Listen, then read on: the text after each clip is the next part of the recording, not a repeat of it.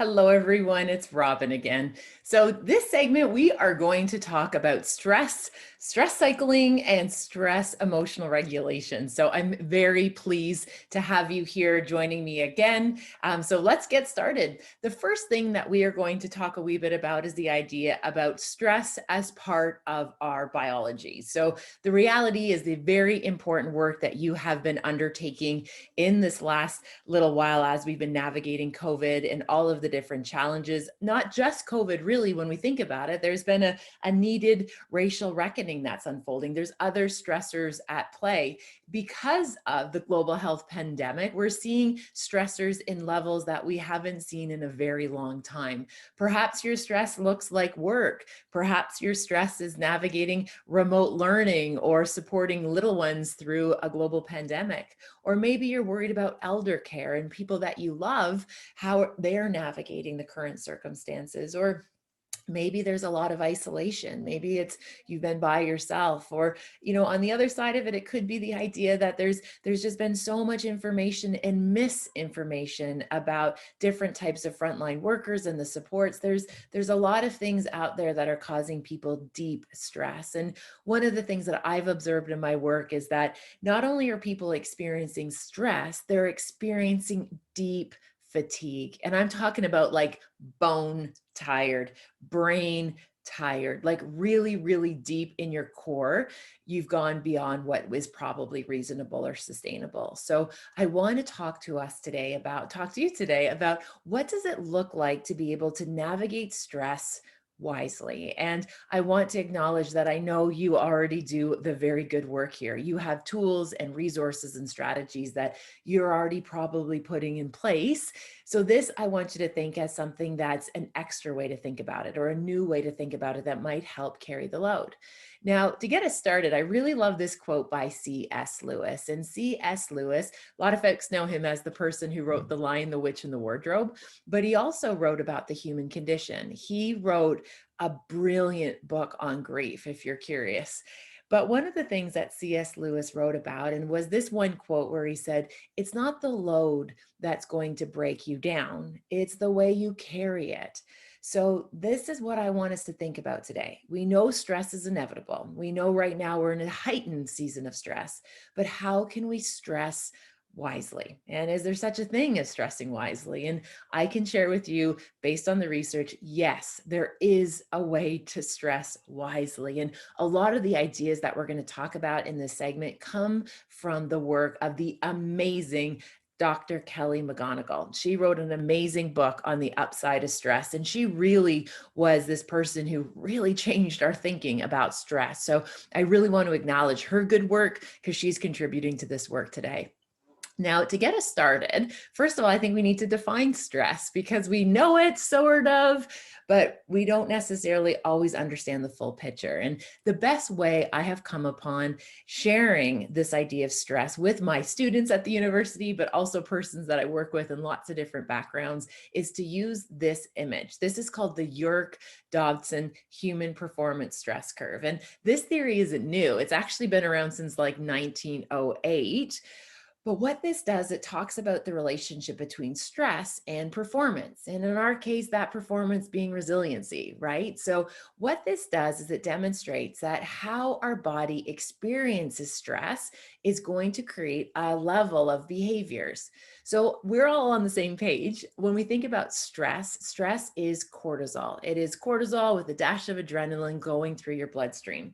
And what we know is it causes a chemical reaction in your brain that is going to put you into action. So if you didn't have any cortisol in your bloodstream or very low levels, you would be pretty bored. You wouldn't have any kind of like motivation to get things done. So we need to have this reaction to actually motivate our behavior.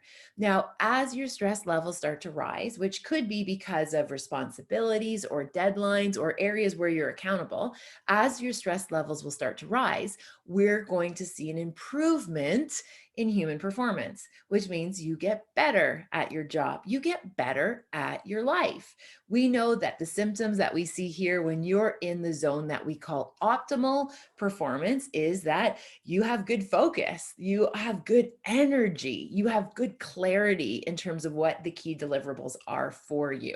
So this is where we want you to stay. When I'm working with persons, I often talk about this is what it's like to be on your A game. This is when you're dialed in, you're showing up, and you feel as though you can get the good work done. This is a really great place to be. We also know that your life still can be messy here. This doesn't mean everything's in order. This doesn't mean you don't have those kind of major pulls or those emotions that sometimes get big. What it means is that you can figure it out. You can stick handle your stuff. Now, unfortunately, when we have more and more stress, that doesn't just make us better and better and better. It's not like it just gets rising and rising in a positive way. What's going to happen is we're going to cross this threshold biologically where all of a sudden our stress is going to start to negatively impact performance. We're going to start to see a decrease in people being well. Now, what that looks like is people are fatigued all the time, and I'm talking bone tired. People also have a lack of energy or a lack of kind of purpose.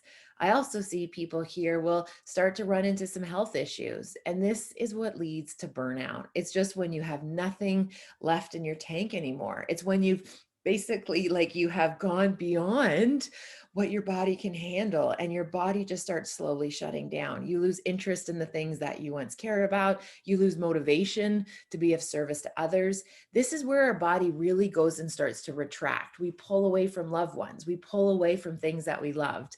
We also see that when we're working in team environments, which I appreciate many of you are, this is where we start to see a decrease in compassion, a decrease in empathy. When you're working with persons, we also start to see this idea that you lose this, you have what we call compassion fatigue. It's like you just can't care anymore.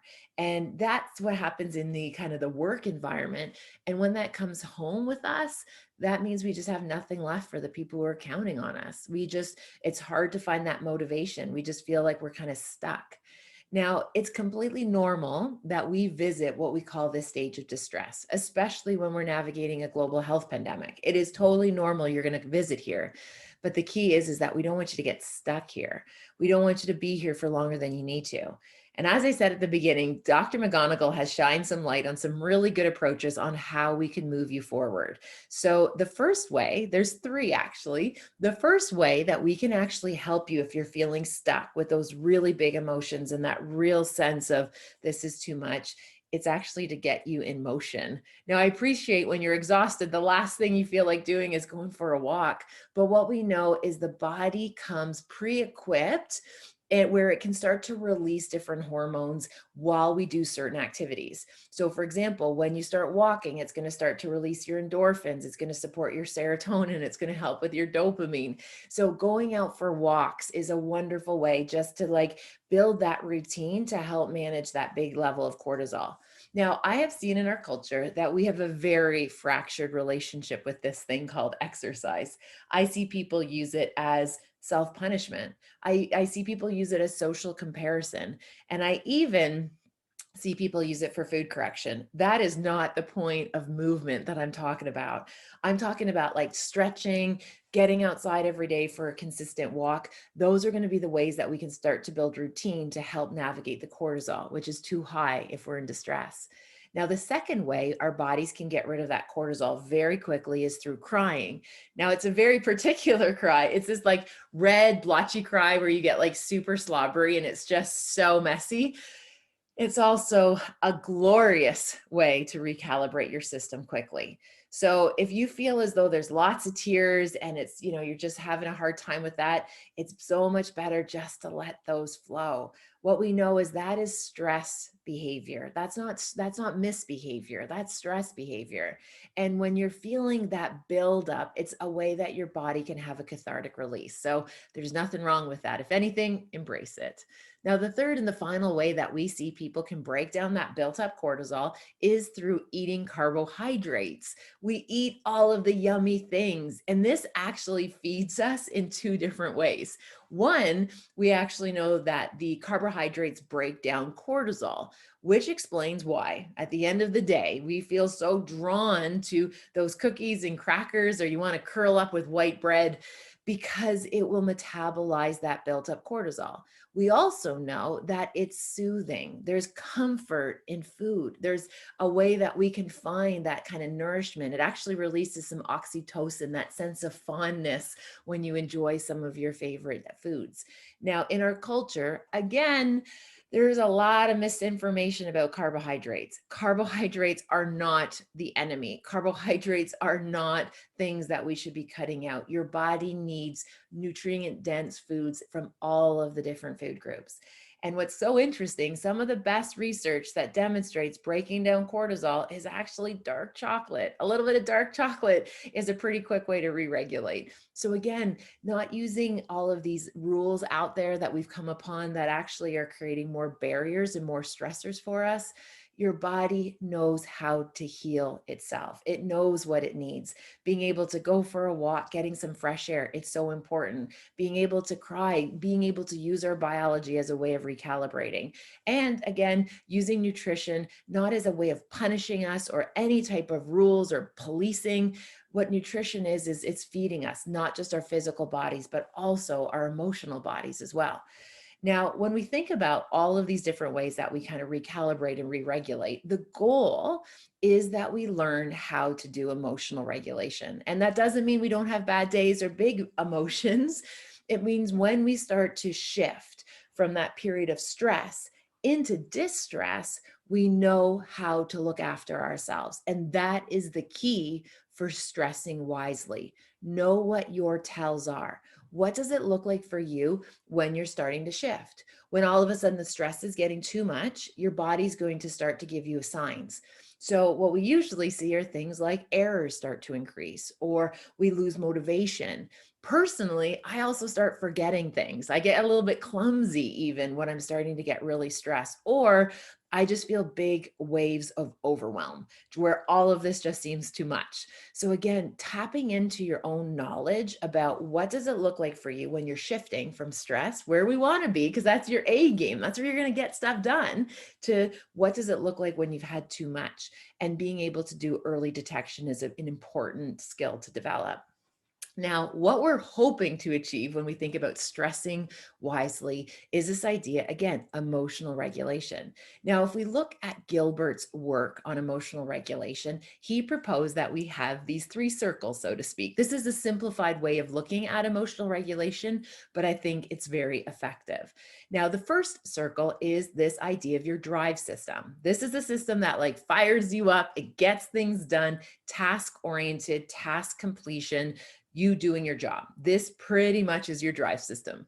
And I know this has been an overdrive for you these last little while because you continue to show up. You're finding a way to navigate the current landscape.